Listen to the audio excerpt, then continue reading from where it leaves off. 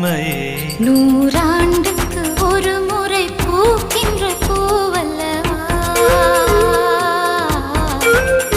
இந்த பூவுக்கு சேவகம் செய்தவன் நீ அல்லவா.